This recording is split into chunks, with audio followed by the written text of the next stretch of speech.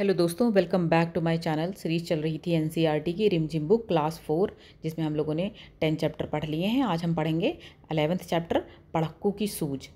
तो बेसिकली इसमें होता क्या है, इस चैप्टर का नाम है पढ़क्कू की सूझ। तो इसमें एक पढ़क्कू थे जिनका नाम था मंतिक। ठीक है, तो मंतिक जो है समझदार नहीं थे, बस चैप्टर का नाम है पढ़क्कू की सूझ। वो थे एक्चुअली बेवकूफ़, क्योंकि वो एक तरह की फ़िलॉसफी वो हर जगह झाड़ने लगते थे। उनको लगता था एक तरह का जो ये तर्क है ना, वो हर जगह यूज़ हो जाएगा, हर जगह काम आ जाएगा, पर ऐसा था नहीं। तो अब कहानी शुरू होती है। ये एक्चुअली एक तरह की पोम है, पर वो सेम ही राइम में गाई गई है। तो मैं एकदम शॉर्टकट में इसको स्टोरी की तरह बता देती हूँ। तो होता कुछ यूँ है कि एक होता है बैल, जो होता है कोल्हू का बैल। तो वो कोल्हू के आसपास वो मचा रहता है और उसको चलाता रहता है। और उसमें जो भी सामान डालते हैं, जैसे राई वगैरह जो भी है, वो उसमें से नारियल वगैरह जो भी है उसके बीच में डालते हैं और आसपास चलाते हैं और उसमें से तेल निकल आता है ना। तो अब जाहिर सी बात है, बैल है तो उसका कोई मालिक भी होगा। तो बचपन से जैसे किसी ने किसी को पाला हो, तो उसके बारे में एक छोटी से छोटी एक्टिविटी मालिक को पता होती है कि ये मेरा बैल है, कब रुकेगा, कब खाएगा, कब हिलेगा, कब डुलेगा, कब रेस्ट करेगा, कब सोएगा।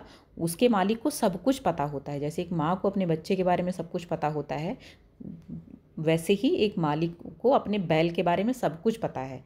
कोई भी कितना भी कुछ भी पढ़ के आ जाए कि हाँ ये फितरत होती है, ऐसा होता है, वैसा होता है, ज्ञानी, लेकिन वो मालिक कई कई बार वो सारी चीज़ें फीकी पड़ जाती हैं, उसका कुछ अलग ही वो निकल आता है।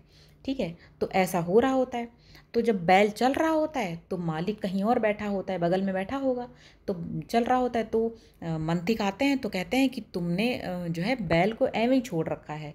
ठीक है, और तुम हो भी नहीं सामने, इधर बैठे हो और तुम्हारा बैल चल रहा है। तुमने उसको किसी तरह की ट्रेनिंग दी है क्या, कि मतलब ऐसे करके तुमको कैसे पता चलता है कि बैल कब रुका है, कब खड़ा है, कब जुगाली कर रहा है। जुगाली होता है कि जब हम लोग च्युइंगम खाते थे ना बचपन में, बूमर वगैरह ऐसे करके खाते थे, तो फर्जी मुंह चलाते रहते थे, है ना। गाय भैंस भी खड़ी खड़ी पागुर करती रहती, जुगाली करती रहती।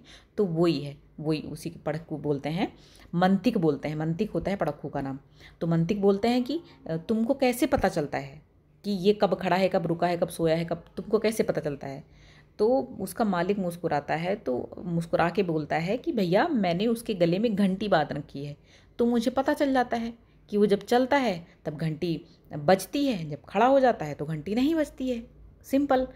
तो मंतिक बोलते हैं कि अच्छा, अगर क्या हो कि किसी दिन बैल एक ही जगह खड़ा खड़ा मुंडी हिलाता रहे सॉरी, तो तुमको तो पूरा दिन यही लगेगा ना कि बैल चले जा रहा है, चले जा रहा है, चले जा रहा है ना। और शाम को कहीं ऐसा ना हो कि बैल एक ही जगह खड़ा खड़ा सीरियल आ रहा है और शाम को तुमको एक बूंद भी तेल नहीं मिला, तो क्या करोगे तो मंतिक अपनी ऐसे फिलॉसफी झाड़ने लगते हैं और उसे ऐसे करके तर्क करने लगते हैं। तो मालिक बोलता है कि भैया मेरा बैल है, इसलिए मेरे को ज़्यादा पता है कि कब क्या करना है, तुम निकलो यहाँ से।